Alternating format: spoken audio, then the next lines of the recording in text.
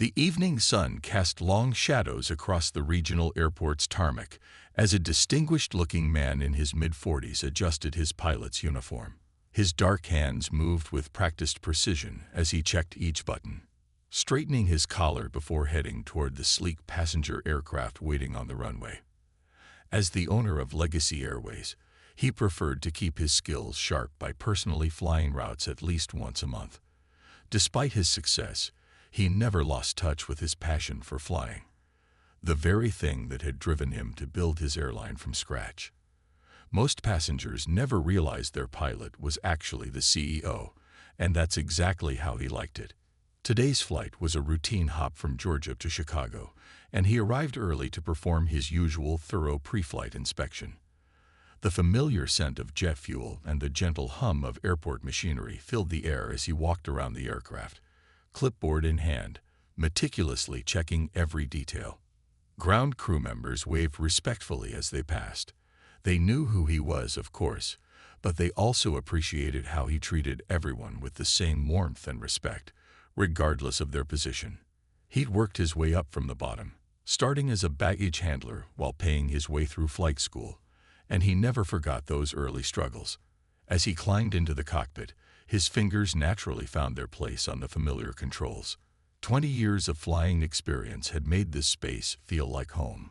He began his pre-flight checklist, speaking each item aloud as he had been taught during his first days of training. The ritual always brought him peace, reminding him of how far he'd come from the small apartment above his parents' garage, where he'd spent countless nights studying aviation manuals. The sunset painted the sky in brilliant oranges and purples, visible through the cockpit window. He paused for a moment to appreciate the view. These quiet moments before passengers boarded were always special. His co-pilot was due to arrive soon, and then they'd begin preparing for the evening flight. A movement in his peripheral vision caught his attention. Through the window, he spotted a police cruiser pulling up near the plane, its lights off but moving with purpose. He thought nothing of it at first. Police presence was normal at airports, but something about the officer's hurried walk and stern expression made him pause in the middle of his checklist. The radio crackled with a call from the control tower, but before he could respond, heavy footsteps on the boarding stairs interrupted his routine. He turned, expecting to see his co-pilot, but instead found himself facing a police officer whose hand was already resting on his holster. Little did either of them know that the next few minutes would spark a chain of events that would make headlines across the country, challenge deep-seated prejudices, and ultimately lead to changes that would ripple through both the aviation industry and law enforcement. In that moment, though, he simply sat in his captain's chair, hands visible on the controls, maintaining the same calm demeanor that had served him well throughout his career. Years of experience had taught him that composure was essential in any challenging situation, whether handling turbulent weather or turbulent people. The police officer stood in the cockpit doorway, his face tight with suspicion. "What are you doing in here?" he demanded, his voice sharp enough to cut through the gentle hum of the aircraft's idle systems. The pilot kept his movements slow and deliberate as he reached for his credentials. "I'm preparing for tonight's flight to Chicago," he replied calmly, but before he could show his ID, the officer cut him off. "Step out of the cockpit immediately," the officer ordered, his hand still hovering near his weapon. "This is a restricted area." His tone made it clear he'd already made assumptions that had nothing to do with the pilot's qualifications and everything to do with the color of his skin. The pilot had faced moments like this before.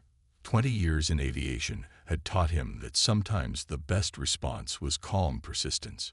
"Sir, I understand your concern," he said, keeping his voice steady. "My credentials are right here in my..." "Out. Now." The officer's command left no room for discussion. By now, several ground crew members had noticed the confrontation. One of them, a veteran mechanic who'd worked with the pilot for years, stepped forward. "Officer, there seems to be a misunderstanding. This is our..." "Stay back," the officer warned, turning briefly toward the mechanic. "This is a police matter." The pilot carefully stood from his seat, his movements measured and non-threatening. He'd spent years in boardrooms negotiating million-dollar deals, but this situation required an entirely different kind of negotiation. "I'm happy to comply, officer, but I'd like to show you my pilot's license and company ID first." The evening sun streamed through the cockpit windows, casting long shadows across the instruments. Outside, a small crowd of airport staff had gathered, their faces showing mixture of concern and disbelief. Many of them had worked with the pilot for years, had seen him build his airline from a small regional carrier into a respected name in the industry. "Hands where I can see them," the officer instructed, now fully blocking the cockpit door. The pilot complied, holding his hands up at chest level, his pilot's wings catching the last rays of sunlight. The absurdity of the situation wasn't lost on him, being treated like a criminal in the very aircraft he owned. A younger ground crew member had pulled out his phone and started recording. Others were making urgent calls, some to airport security, others to the airline's corporate office.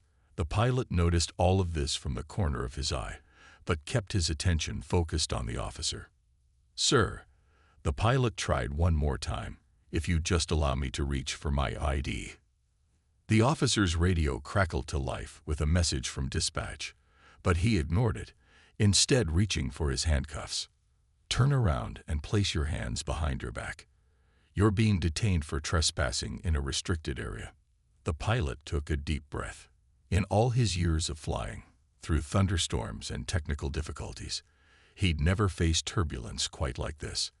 As he slowly turned around, he caught sight of his reflection in the cockpit window, still standing tall in his captain's uniform, about to be handcuffed in his own aircraft.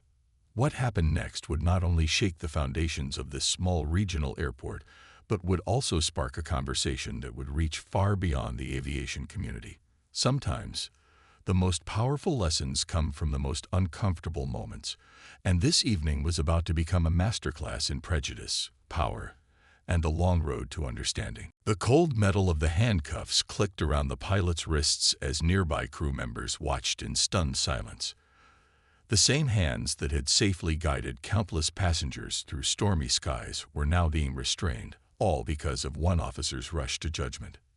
"You're making a serious mistake," called out the head mechanic, his voice shaking with a mix of anger and concern. He'd spent the last decade working alongside the pilot, watching him grow the airline from 2 planes to 20. But the officer merely waved him back, creating a wider perimeter around the aircraft stairs. As the pilot was led down the steps, his polished shoes clicking against each metal tread, more phones appeared in the growing crowd. The evening light caught the gold stripes on his uniform sleeves, 4 stripes that marked him as a captain, earned through years of dedication and thousands of flight hours. "My wallet is in my right back pocket," the pilot said calmly, though his heart was racing. "It contains my pilot's license, airline ID, and—" "You can explain everything down at the station," the officer cut him off, guiding him toward the waiting police car. The pilot noticed how the officer's grip was unnecessarily tight, how his words carried an edge of something that went beyond just doing his job. The scene had drawn attention from inside the terminal now. Passengers waiting for their evening flights pressed against the windows, phones recording what was unfolding on the tarmac. Among them were some who were supposed to be on his Chicago flight, watching their captain being treated like a criminal. Just then, a sleek black car pulled up to the scene, tires crunching on the tarmac. The airline's chief of operations stepped out, his face a mask of controlled fury. He'd been in the middle of a meeting when the calls started pouring in about what was happening. "Officer," he called out, walking briskly toward them, "I strongly suggest you check his identification before taking this any further." His voice carried the weight of someone used to being listened to, someone who understood the gravity of what was unfolding. The officer hesitated for the first time, looking between the approaching executive and his handcuffed suspect. "This is a police matter, sir. Please step back.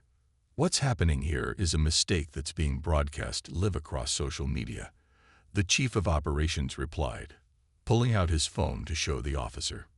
Indeed, the live feeds had already caught the attention of local news stations. "That man you're arresting," He's not just a pilot. He owns this entire airline. The officer's expression flickered, the first crack in his certainty. But pride kept him moving forward, pride and perhaps something deeper, something that made him see threat where there was only excellence. The pilot remained silent as they reached the police car, his mind already racing ahead to what this moment could mean. Not just for him, but for every young person who'd ever been judged by their appearance rather than their abilities. Every aspiring pilot who'd been told they didn't belong in the cockpit. As the officer reached for the car door, a voice boomed across the tarmac through a megaphone. "Officer, this is Airport Security Command. Stand down immediately and verify the pilot's credentials." The airport's security chief had finally been reached, and he knew exactly who was being arrested. The sun had nearly set now, casting long shadows across the tarmac as this scene approached its turning point. What happened next would either be a moment of learning and growth or become another painful example of prejudice in action. The choice, as it often does, rested in the hands of those with power and how they chose to use it. The airport security chief's command hung in the air, creating a moment of tense silence across the tarmac. The officer's hand froze on the police car's door handle, his confident demeanor finally showing cracks as he realized the situation was slipping from his control. Nearby passengers pressed against the terminal windows, their phones still recording every moment. The evening flights were backing up now, the Chicago-bound plane still waiting for its rightful pilot, who stood handcuffed beside the police car. "Remove those handcuffs," the security chief ordered as he approached, his airport ID badge swinging with each determined step. He'd known the pilot for years, had watched him land planes in terrible weather, had seen him stay late helping stranded passengers find hotels during delays. The officer hesitated, his training warring with his pride. "I need to verify." "Check his right back pocket," the chief of operations interrupted, his patience wearing thin. "His ID has been there the whole time, exactly where he told you it was." With reluctant movements, the officer reached for the pilot's wallet. The gathered crowd held their breath as he pulled out the leather fold and opened it. There, clear as day, was not only a pilot's license, but an owner's ID card with the airline's logo. The officer's face paled as he read the credentials, finally understanding the magnitude of his mistake. His hand shook slightly as he removed the handcuffs, the metal catching the last rays of sunlight as they came off. The pilot rolled his shoulders, rubbing his wrists where the cuffs had been too tight. He turned to face the officer, his expression not angry but thoughtful.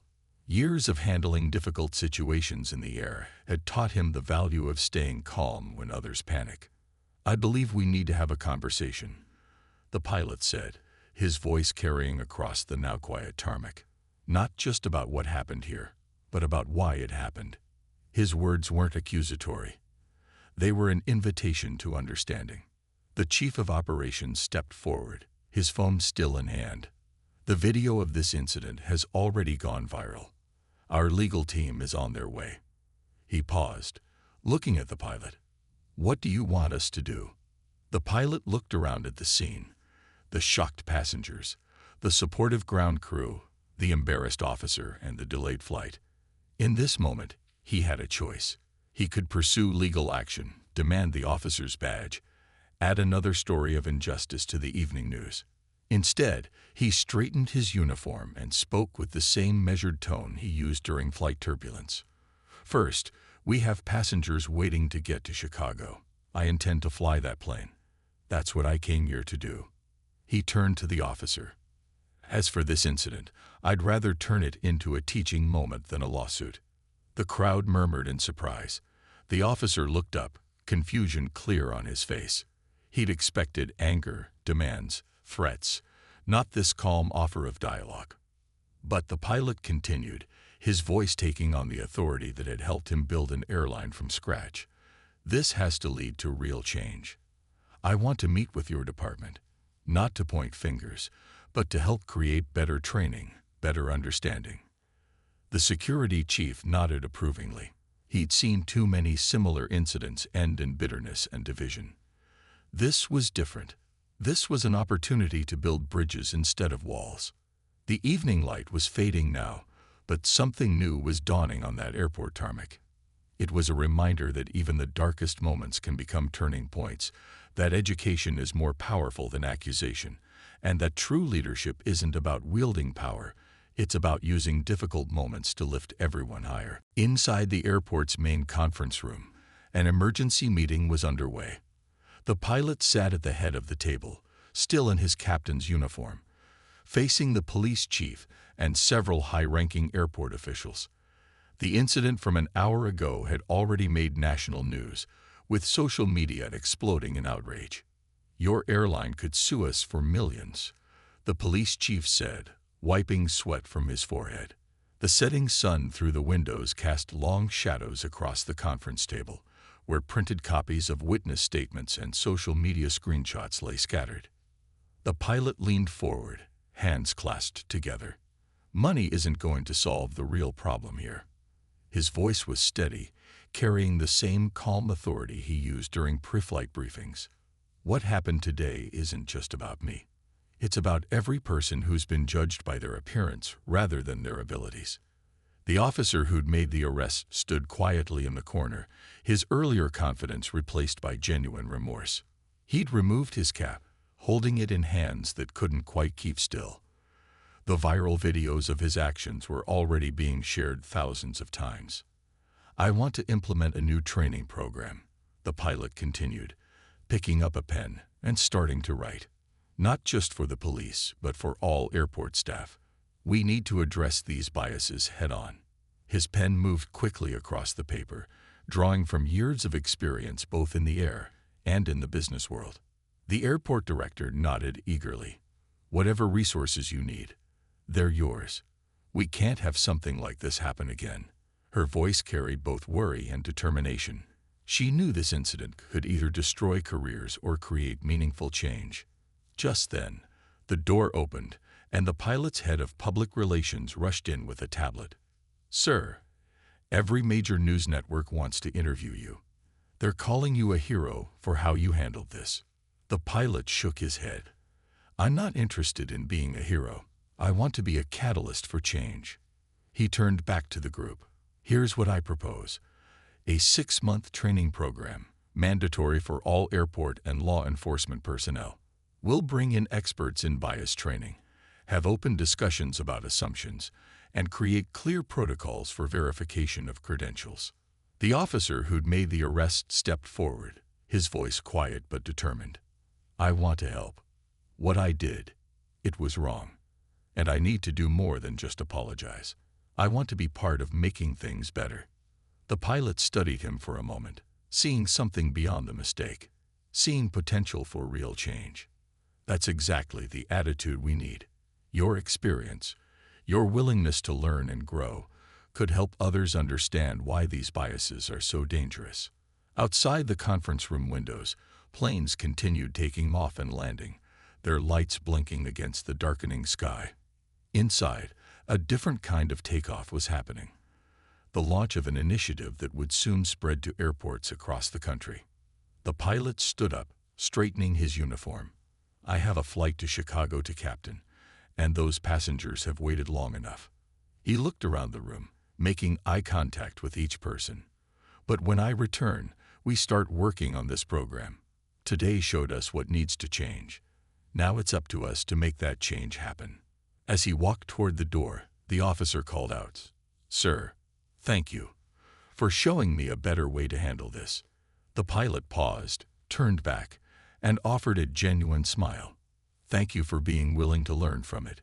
That's how real change begins." The police training room was packed, with officers from 3 different counties filling every seat. At the front, the pilot stood beside his former arresting officer, now his partner in change. The projector showed photos from that fateful evening, but they weren't there to assign blame. They were there to create understanding.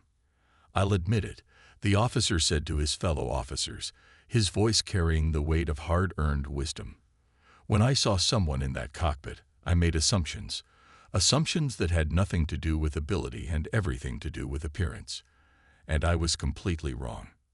The pilot watched the faces in the crowd, seeing recognition dawn in many eyes.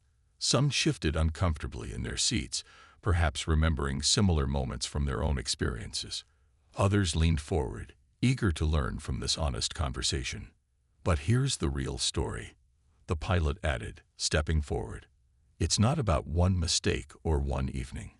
It's about the hundreds of similar stories we've received since then. Stories that often don't make the news, but shape lives just the same." He clicked to the next slide, showing the face of a young flight student, one of 50 in their new scholarship program. "This is what change looks like," he said. "This young person almost gave up on their dream of flying because someone told them they didn't look like a pilot. Today, they're training in our program." The training session wasn't just about avoiding mistakes. It was about understanding the human cost of prejudice and the incredible potential that's lost when people are judged before they're known. During the break, several officers approached them, sharing their own stories and asking questions. One veteran officer wiped tears from his eyes as he spoke about his own biases, ones he hadn't even realized he carried until today. Back at the airline's headquarters, the pilot's phone buzzed with updates from the mentorship program. Photos showed students in flight simulators, studying in classrooms, and standing proudly next to training aircraft. Each image represented a dream that might have been lost without this program. The officer checked his own phone, showing the pilot a message from his daughter. "She wants to be a pilot now," he said, his voice full of emotion. "She says if we can turn this situation into something positive, anything is possible." Later that afternoon, they visited a high school career fair together. Students gathered around their booth, eyes wide with possibility as they heard about the scholarship program. The pilot and officer stood side by side, their story a powerful testament to how understanding can overcome prejudice. "Tell them about the first time you flew," the officer encouraged, watching the pilot's face light up with the memory. As he shared his story, the students leaned in closer, seeing their own dreams reflected in his words. One student raised her hand, hesitant but hopeful. "But what if someone tries to stop us, like they tried to stop you?" The pilot smiled, sharing a knowing look with the officer. "That's why we're here," he said. "We're changing the system, not just for you, but with you. Every barrier we break down makes the path easier for those who follow." As the day ended, they watched the sunset through the school's windows, its golden light touching everyone equally. The officer turned to the pilot, shaking his head in amazement. "A month ago, I almost ended someone's career because of my prejudice," he said quietly. "Instead, we're helping launch dozens of new ones." The pilot nodded, watching the students leave with brochures and dreams clutched tight in their hands. That's the power of turning a moment of darkness into a lifetime of light. 6 months after the incident, the pilot stood at the podium in the National Aviation Conference, looking out at a sea of faces from across the industry. In the front row sat his unexpected ally, the officer who'd once put him in handcuffs, now a dedicated partner in their mission for change. "When I was detained on my own aircraft," the pilot began, his voice carrying through the hushed auditorium, "I had 2 choices. I could let anger guide my response, or I could use that moment to create lasting change. Today, I want to share what that choice has led to." Behind him, the screen displayed powerful statistics. 50 new pilots in training through their scholarship program, 15 police departments adopting their bias training curriculum, and hundreds of letters from people sharing their own stories of overcoming prejudice. A young woman in a pilot's uniform, one of their first scholarship recipients, joined him on stage. Her hands trembled slightly as she took the microphone, but her voice was strong. "6 months ago, I was working 2 jobs to save for flight school, wondering if someone like me could ever make it in aviation. Today, I just completed my first solo flight." The audience erupted in applause. The officer in the front row wiped his eyes, remembering how close he'd come to being part of the problem instead of the solution. His own department had become a model for others, showing how law enforcement could work with communities to build trust instead of barriers. "But we're not here to celebrate what we've done," the pilot continued. We're here to expand it. Today, I'm proud to announce that 5 major airlines have joined our initiative. Together, we're creating a nationwide network of support for aspiring pilots from all backgrounds. The screen showed photos from their training programs, faces full of hope and determination, hands steady on flight controls, dreams taking wing. Each image represented a story of resilience, of barriers broken, of horizons expanded. Later, during the reception, a group of airline executives gathered around the pilot and officer, eager to learn more about implementing similar programs. The incident at your airport could have happened at any of ours, one CEO admitted. We need to prevent it, not just react to it. The officer shared his perspective, speaking with the authority of someone who'd learned difficult lessons firsthand. It's not enough to just avoid mistakes, he explained. We need to actively create opportunities. Every person we turn away because of our biases is a loss for everyone. A reporter approached, asking about the viral video that had started it all. The pilot smiled, pulling out his phone to show her something different, a group chat where their scholarship students shared their daily victories and challenges. That video showed what was wrong, he said, but these messages show what's right.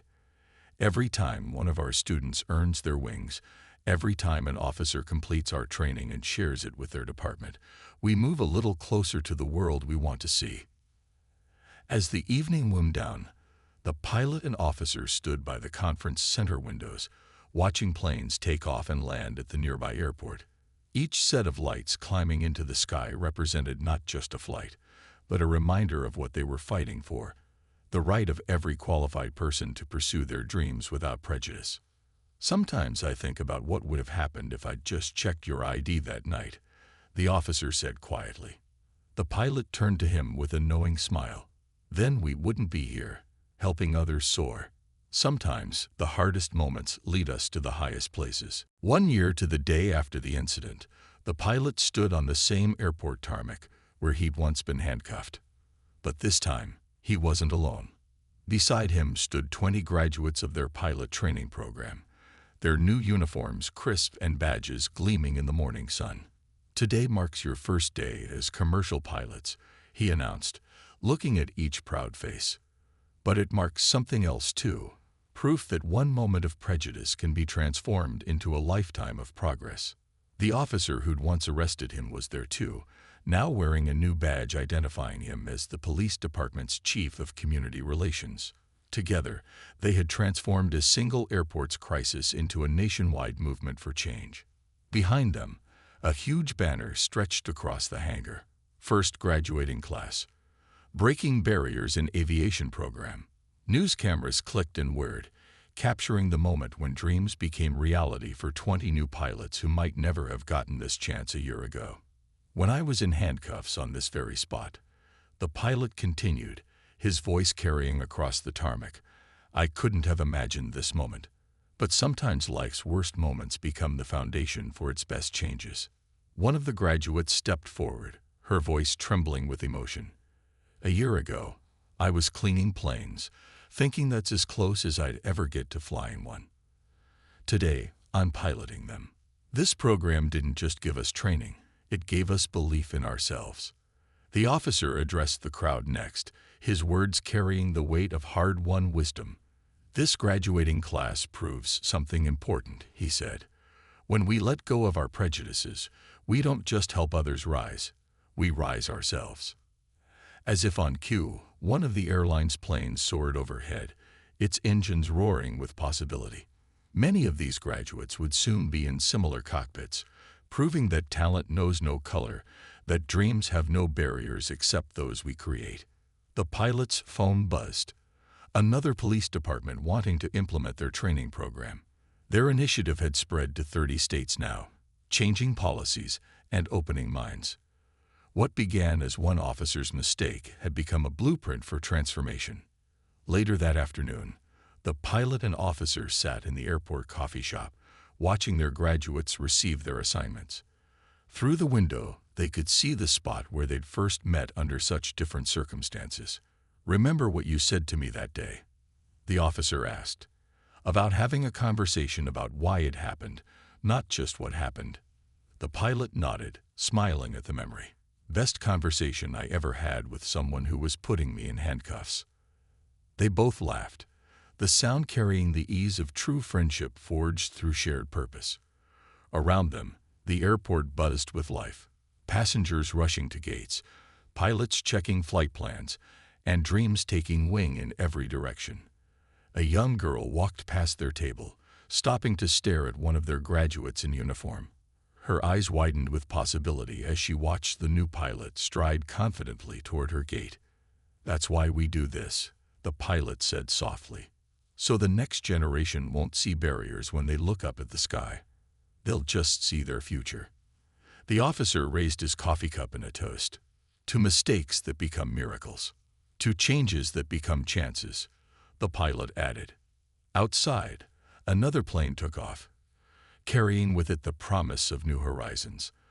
The sun was setting on the airport, but for 20 new pilots, it was just the dawn of their dreams. And somewhere, in another city, another person facing prejudice would hear their story and find hope. Because sometimes the most powerful changes don't come from avoiding our worst moments, but from transforming them into our best opportunities.